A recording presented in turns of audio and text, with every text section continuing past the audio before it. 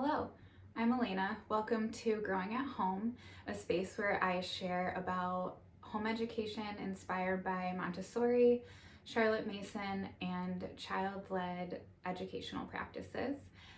One of the main tenets of both Charlotte Mason and Montessori, as well as other like the unschooling movement and other child-led educational philosophies, is to let the environment be the teacher. And so I thought to start with my first video would be to give you a tour of our homeschool space.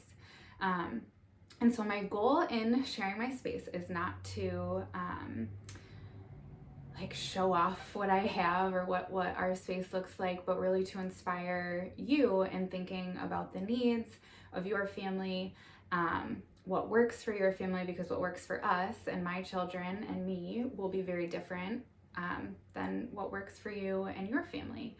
And so this space that we have, well, our homeschool space in general has evolved greatly over the last several years. My kids are almost 4 and 6, and so in the early years we really just had a lot of play, and that was mainly located in our living room, which is still our big play space. And then our dining room housed a lot of our more like educational materials, and where we did a lot of our like informal lessons and nature study. And as they've grown and as our collection of things have grown, we have moved into our third bedroom as our homeschool space, and our children share their own room. And even this room, which we've been in just for since this summer, so probably like 5 or 6 months, I've changed based on the observations and the needs of our family. So I'm going to share what it looks like right now, and if you want to go back on my Instagram, I've cataloged a lot of like what our homeschool space has looked like over many years, 6 years really. And so the four big spaces that I've always had in every homeschool space that we've had is adult material storage. So like my things, our curriculum, materials maybe that I plan to use in a few weeks, materials that we use often but maybe aren't out and available right now, like all the ugly stuff like the printer and our paper and laminator and all of that stuff. So I have like a hub and space for all of my things, my planning materials, and then I have a space for the kids stuff, which is what you see behind me. And I'll show you in more detail what that space looks like in a little bit. The third is our book storage. And so we have a couple different spaces for that, so I'll show you those as well. And then the fourth is a space to work and a space to read. And so our room right now, our space to work is on the floor, and I have a couple of those like folding like TV tray kind of things that just sit on the floor, like lap desk things that I've gotten at thrift stores. And so those are primarily our work surfaces right now. We've had a table in here, but it took up a lot of space and we were working on the floor. So we took the table out, and so now we have a big open space to work and play. And yeah, so if you'll join me, I'll show you my space.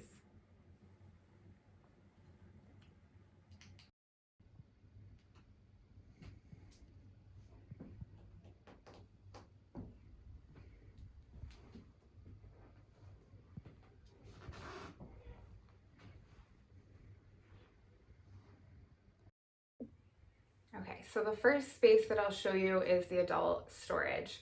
So I have this shelf, a cabinet, and then there is a small closet in here that I won't show, but I will if you request it, maybe like individually, because it's kind of messy. And then the closet just has like a bookshelf in it and like random stuff that we'll use eventually or frequently use things that like we're not using right now, but our other space that I have stored is the attic, and so it's kind of hard to get to that stuff, so I do keep a little bit of stuff in this closet. which also houses all of my husband and my hanging clothes, because we don't have a closet in our room. So it's a little full and a little messy. So on this shelf, and this shelf has like gone through a lot of phases and different systems of organization. Right now, what's working best for us and for me is a basket of our curriculum. So all of these are just like all of the adult, stuff, the curriculum that we're using, all of the guides and stuff in the order of the days that we use them, because we don't do every subject every day. And then all of our books that we'll use, I usually reserve 3 to 4 weeks at a time in all of our subjects, so that I can kind of plan ahead and look ahead. If you want to know more about what curriculum we're using right now and how we're using it in a child-led way, I have written a blog post that I just posted recently, and that I'll put in the comments below this video, a link to, if you'd like to check that out and see more about like how exactly we're applying all of this. So I have the curriculum, I have all of our books. On this level, I have just like our math. I have like a math bin, and maybe I'll do like a more detailed video of like how I have our specific materials stored. But we're use Math with Confidence for math. And so that's in here, all of our materials that we'll use just for this week. And then down here is the materials that we'll use just in like a bin that I need for the curriculum. So that's all there. And I just kind of pull out what we're using. And again, same for our reading, just like we have some letter tiles.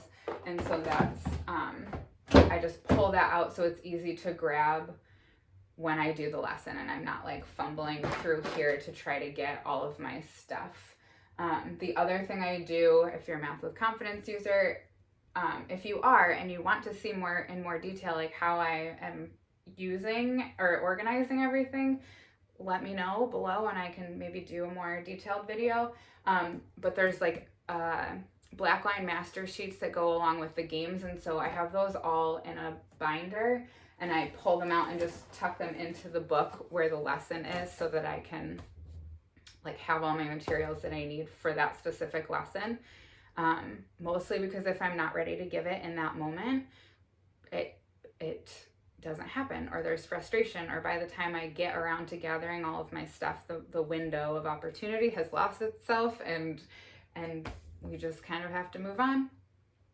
On the top of this is books that need to be reshelved, and so this is books from like our winter study that we did that just need to go back on this bookshelf behind me. And then up here is our student sheets. You kind of just adjust it. It's just a paper, like a clear paper file that houses our papers for the different curriculums that we do that have like a notebooking system, and printable notebooks. So I don't bind the whole notebook up.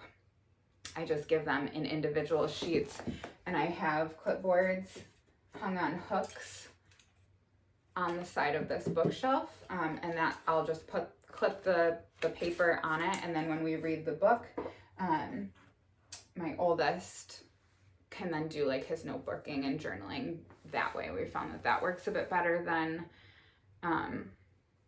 like binding the whole thing all at once.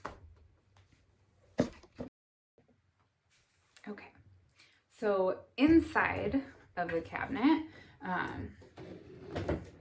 is just my stuff. So I have a comb binder and like the comb things that go with it, our ink supply, different papers. So this is our watercolor paper, cardstock paper, regular printer paper. This is like other stuff that again, markers that I don't want the kids to use, 3M hooks, some my planners, but also curriculum that we don't use all of the time, but I will pull ideas and stuff from it, so I have it more easily accessible than in the closet, which like is hard to get to because of that, our little reading area is right in front of it. Paper cutter, 3-hole punch, laminator, and then these are just little reading bins that I have set with, or not reading bins. We use them a lot when I read aloud, but they're also just like available to play with. I just have some little toys and manipulatives, and then a bin of kinetic sand for them. And they just, sometimes they're out on the shelf and available that way, but right now I don't really have a space for them. So they're in there. And again, this is kind of a space where they can use anything in here, but they need to ask me first. And yeah, it's just not 100% readily available to them. And again, the doors help to kind of put that boundary in place, and I know it's in there, and so I can go and get it for them, or they, are more keen to ask before they use any of that stuff. They know it's mine.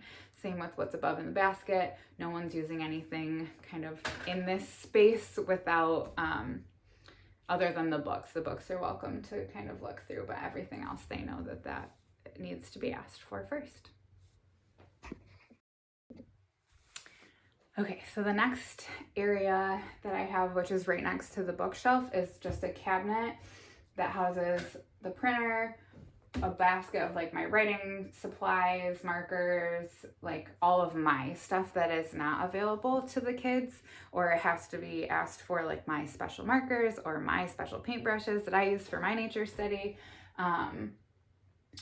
expo markers, permanent markers, things that I like, either like having a little more supervision of, or stuff that if I let it be used all the time would be lost and I wouldn't have any. So that's like my basket. No one is supposed to go into that basket without asking first, and it's up high and hard to get to for a reason. Observation, that's where the observation and intentionally kind of organizing things sort of comes into play. Stuff that I don't want down on the kids level, visibly able to be seen. And then I have just like some of our, not really spines, but like books that I would more or less just use for planning, or pull out to show them something, or like frequently used books. So it's Handbook of a Nature Study by Anna Bradford Comstock, The Grimm's Fairy Tales, which is just something that I might grab and read occasionally, Nature, Anatomy, and then our History Quest book. We're doing History Quest Middle Times, and we're using just the picture books right now, so that I usually will read myself ahead of the lesson, just to give context for myself of like that historical time. For history, we're doing like looping, and so this is more of just like a gentle introduction to that time period through picture books, and then in a few years we will go back through and do like the full History Quest like curriculum, using the books and the history hops and all of that stuff. We're just not really there yet. Our attention span isn't there. So that's kind of how we're using it.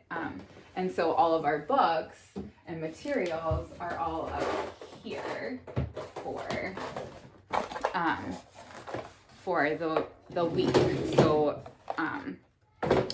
all of my stuff that I'm using for the whole month goes back here, and then I pull all of our weekly materials and supplies and books and pull them in here. So this week we're doing some writing. So I have like for our math and reading both, we're using playing some games where you need to like write. So I have these little magic writing boards. All of our readings for the week organized by day. And then our phonics curriculum And our reading curriculum I also have in here, just because it's stuff that I need to like read and look at while we're doing it. And so everything else is in that I use for planning purposes is on kind of stays on this shelf. And then the stuff that we're actually going to use during the week that I need to like look at and hold in my hands, I put in here. And so that just kind of lives in this little crate up here next to where I sit. And then again, up above, we have my monthly plan. So it's divided out by the weeks of the month, and then I just go through and kind of, it's like my at a glance. So it's like I just write the topic that we're studying for each subject and then the book that we're reading. And then my at a glance for the day, broken up by day, like what lessons, what subjects we're going to study and what lessons we're going to do is like on the rainbow page. And then where our hours outside tracker, and then our Wonder board is over here, the blackboard with the post-it notes on it, which is just anytime that the kids have an inquiry or wonder about something or have a question, I write it up there, and that can help me to plan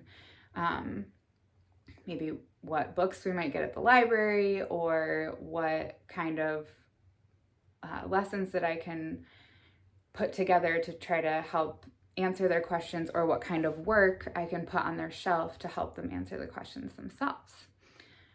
So yeah, so then, okay, well, let's go look at our shelves now.